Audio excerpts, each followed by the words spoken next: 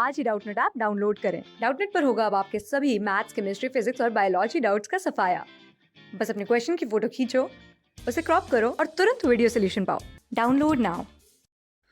So guys हमारे पास सवाल है कि हमारे पास सवाल प्रीवियस क्वेश्चन से रिलेटेड है। अगर तुम प्रीवियस क्वेश्चन के सॉल्यूशन पे जाओ तो प्रीवियस क्वेश्चन में अगर देखोगे तो हमारा कुछ कंडीशन इस तरह की थी कि एक ब्लॉक था जो दीवार पे थी, मतलब दीवार पे कुछ इस तरह से अरेंजमेंट है उसका, जिस पे फोर्स लग रही है एक mg और एक mg/2, कुछ इस तरह से। ठीक है, हमारा जो मिनिमम कोफिशिएंट ऑफ फ्रिक्शन आया था, अगर तुम पिछले सवाल के सॉल्यूशन पे जाओगे तो हमारा मिनिमम कोफिशिएंट आया था 0.5। ठीक है, 0.5 हमारा मिनिमम कोफिशिएंट ऑफ फ्रिक्शन आया था। ठीक है, तो हमारा जो आया था म्यू ग्रेटर देन 0.5 आया था, होना चाहिए अगर इक्विलिब्रियम पे रखोगे बॉडी को। ठीक है, अब हमारा इस सवाल पे आते हैं।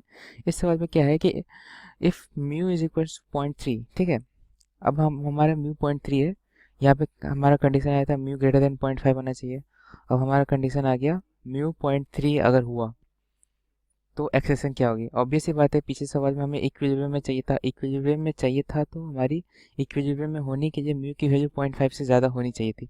अब हम म्यू की वैल्यू 0.3 कर रहे हैं, तो ऑब्वियस सी बात है वो 0.5 से ज़्यादा है नहीं, तो ऑब्वियसली ये बॉडी मूव करनी चाहिए, ये बॉडी मूव करनी चाहिए। तो कैसे मूव करी चाहिए वो देखते हैं कि ये जो ब्लॉक है कुछ इस तरह से है, दीवार पे लगी हुई। ये ब्लॉक एम मास की ब्लॉक यहाँ पे है, दीवार पे लगी हुई है, इस पे फोर्सेस लग रहे थे, एक इधर mg राइट डायरेक्शन में फोर्स लग रहा, और एक जो है अपवर्ड डायरेक्शन में mg/2 फोर्स लग रहा है। ठीक है, ये दो फोर्स लग रही है। अब यहाँ पे जो है म्यू हमारा 0.3 है, 0.3 है।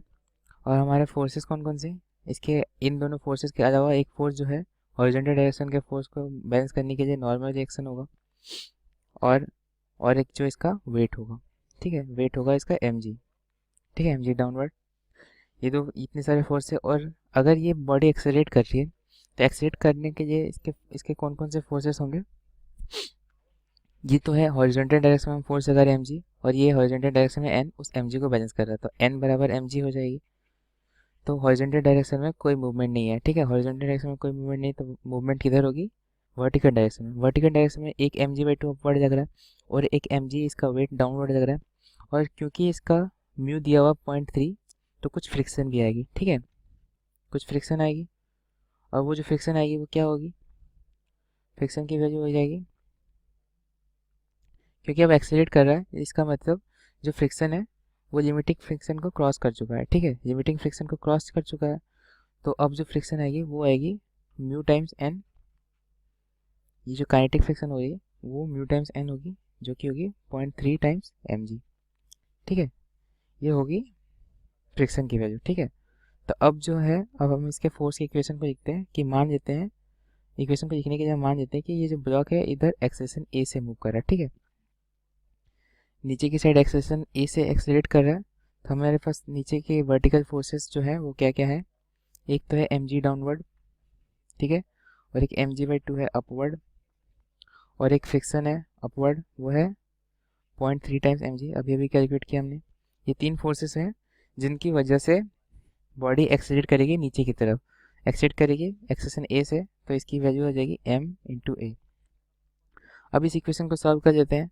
अब इक्वेशन को सॉल्व कैसे करेंगे, अगर सब में मास m है और तो हम मास को कैंसिल आउट कर सकते हैं, m m m and m, सारे मास कैंसिल आउट हो गए। तो हमारे पास क्या बची, एक बची g, एक बची g/2, एक बची 0.3g। तो अब हम सारे पॉइंट में अगर लिखें तो g minus 0.5g minus 0.3g is equals to a। तो यहाँ से हमारी a की जो वैल्यू आ गई वो आ गई 1 माइनस 0.5 माइनस 0.3 क्या हो गई 0.2g, 0.2g होगी। इसको अगर फ्रैक्शन में अगर वापस चेंज करें तो ये आएगी a is equals to 2/10g, जो कि हो जाएगी g/5।